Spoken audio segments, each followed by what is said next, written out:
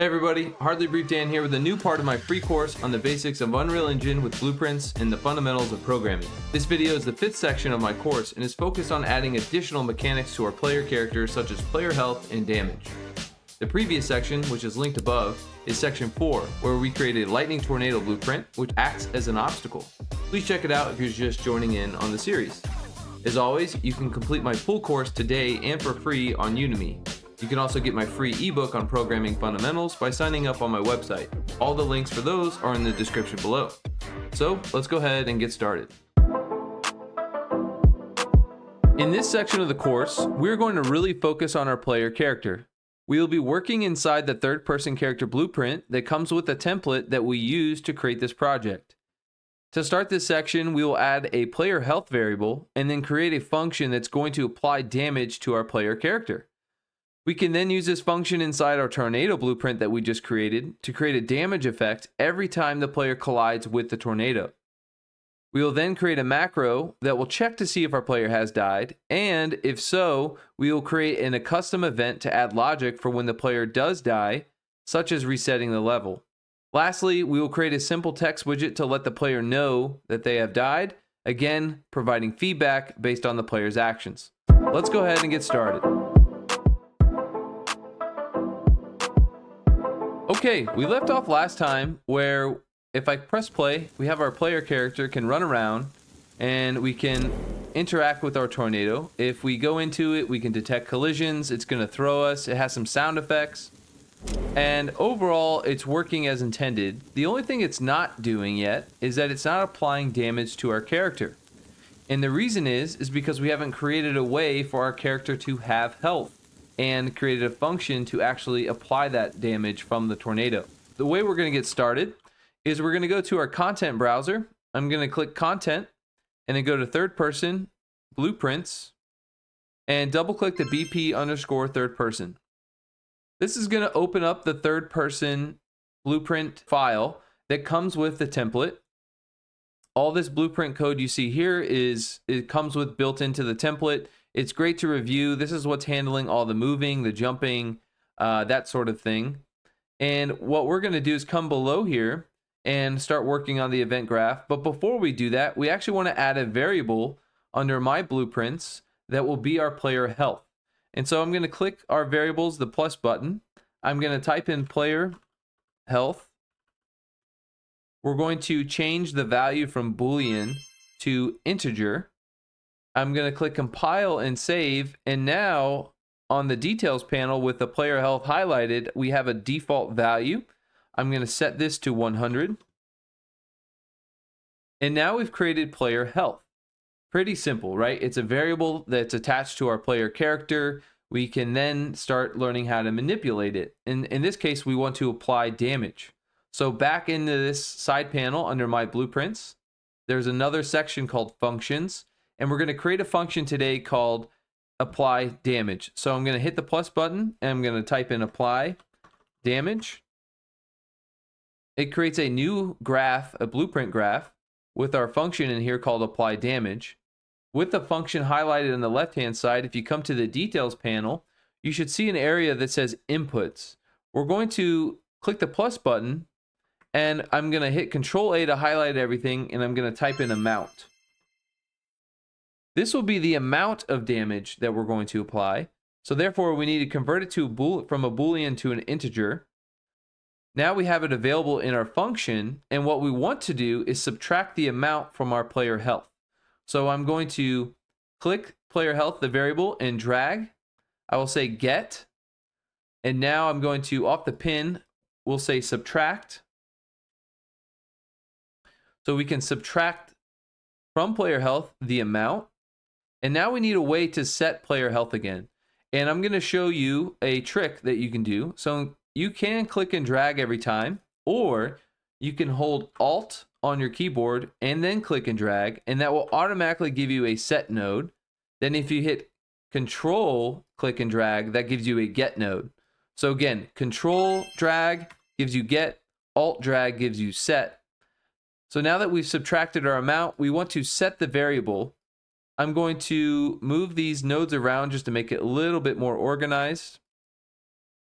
Again, I have applied damage, the top node connected to our set variable.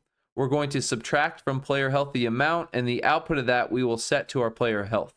So to test this, we're going to use a print node. So I'm going to come off this and we're going to say print text. Instead of just typing in here, we're going to use another node. So I clicked on the pin in text and I'm going to say format. And this is going to allow us to create a custom format for this text object. And inside, I'm going to say player health, curly braces, and then I'm going to hit my arrow key to go inside the curly braces, and I'm going to type in health. I hit enter, and this actually creates a new pin for us. So I'm going to click the set value, the pin to our health, and now every time we apply damage, we're going to output player health to the screen with the health amount value that we are currently at, and that should print out to our screen. So the way we're really going to test this function is we're going to go back into our BPA_tornado blueprint where we collide, we launch our player, we play some sound. We're now going to use our third person character. So I'm on the cast node. I'm going to click the bottom to get our third person character. I'm then going to say apply damage. This is the new function that we just created. It's now available. And it's available to us because we cast to the third person object, which is that blueprint that we were just in. And we can send a damage amount. So in this case, we're going to say 15. Lastly, before we jump out and actually test this in game, I'm going to double click here on the blue to create an extra node. I'm going to double click again to create another node. And this is just going to allow me to keep this more clean. And if I highlight both and then hit Q on my keyboard, it's going to straighten them out. Okay. So we've added the apply damage function to our tornado. We know the apply damage function is subtracting the amount of health. I'm going to click compile and save on both of these blueprints, and then we're going to come into the game and we'll test it out. Now remember, when I collide with the tornado in the upper left-hand corner, we're going to see a value that says player health. So I'm going to press play. I'm going to jump into the tornado. And you can see our player health now is 85. We're going to do it again. 70 one more time, and 55. So we're now applying damage to our player. In the next video, we're going to look at how to determine if our player has died or not, meaning our health has reached 0 or less than 0. So let's go ahead and do that. Okay, so we have a function called apply damage. It takes in a certain amount, it subtracts that amount from the player health, it then resets the player health to the new value from the subtraction, and we output a response to the screen. The output of the response is just the new player's health after the subtraction occurs. So the next step that we need to do is check to see if our player has died, and we can do that inside a macro.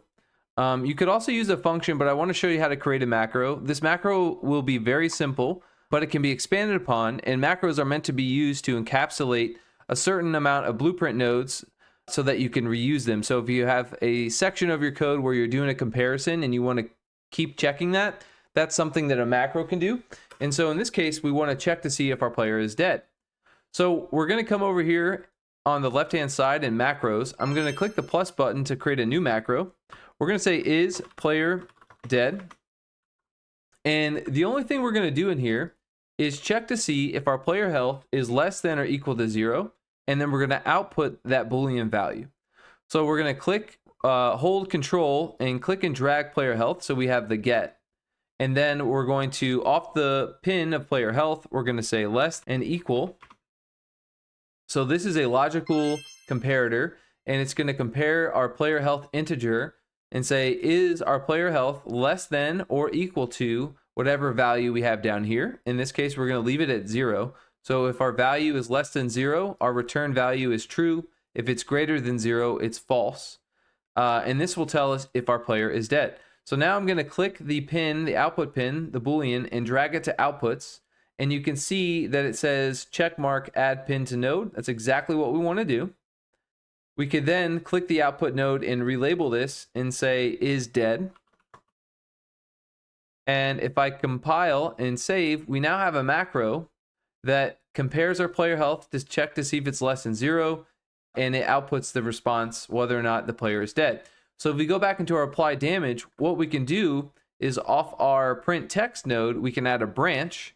So I'm going to click the output pin, hit B on my keyboard to create a branch. And a branch will allow us to respond true or false based on the condition we supply it. So I'm going to go into my macros, left click and drag my macro and move it into the condition, connect it. So now our branch is going to provide us two paths, true or false, depending on whether a player is dead or not. And what we want to do in the next lecture is create a on death event that when our player is dead, we can connect the true pin to and run a bunch of logic for when our player does die. So I'll see you in the next lecture. In the previous lecture, we created a macro, is player dead, that checks to see if our player's health is less than or equal to 0. That macro outputs a Boolean value that we use a branch to then branch off of. And what we want to do is create an event that if is dead is true, then we can create an on death event and add some logic. So in our BP third person character, I'm going to go to our event graph. Below the jump input, we're going to right click and we're going to say custom event. We're going to call this on death. And we're going to output a print statement that just says print text. And we will say player has died. I'm going to compile and save. I'm going to go back into my applied damage, and off the true branch pin, we're going to say on death. So now if I compile and save, if I jump into the tornado and we die, we should see the output player has died. I'll hit compile and save, go into our third person map, press play. We're going to run into it, and at the top left, you should see player has died. So it's working as intended. To add a ragdoll effect, we want to go into the viewport. So again, we're in the BP third person character. We're going to go to our viewport. We're going to select our third person character. We're going to come to the right in the details panel and type in collision at the top. This is going to get us access to a mesh collision preset. So mesh collision preset, we're going to hit the drop down box and we're going to select ragdoll. That's towards the bottom. Click compile and save. Go back into the event graph, and on death here, what we want to do is first use a delay node. We're going to delay for about a half a second. This is something you can play around with, experiment with. After our delay, we want to say set all bodies to simulate physics. We're going to set new simulate to true. So what this is going to do is it's going to set everything on our mesh to simulate physics, which is going to create the ragdoll effect where our player's body will just go limp. But before we do that, if you remember, when our character hits a tornado, we fly into the air. We want to wait a second as that flight is happening, and then we're going to disable physics. So then our character will drop and ragdoll around on the ground. And then the last but not least, we want to disable our movement. So we're going to say disable movement. This is going to stop us from moving our character around, and we can go ahead and test this out now. So if I compile and save, we're going to come into our game. I'm going to press play, and as I run into the tornado, we're going to get launched. We're going to die because our health is going to go to 0, and then we should ragdoll. And I launched out of the screen, so let's try it one more time.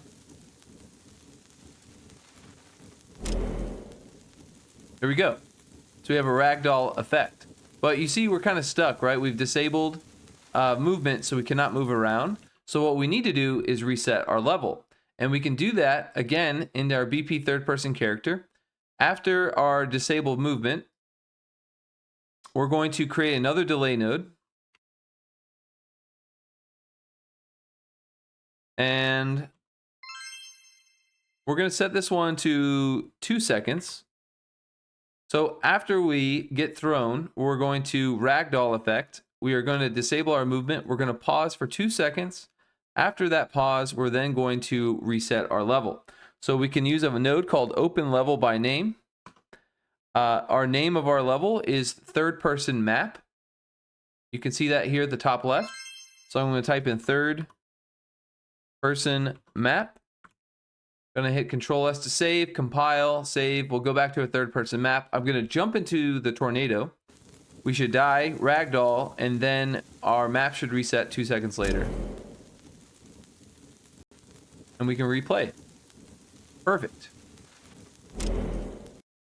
In the next lecture, we're gonna look at how we can add some text to the screen to really reinforce and give feedback to the player that their character has died. So we left off in the last lecture where if I press play, we can run up to this tornado, and if we jump into it or we touch it, we ragdoll and our character has died, and then the level resets.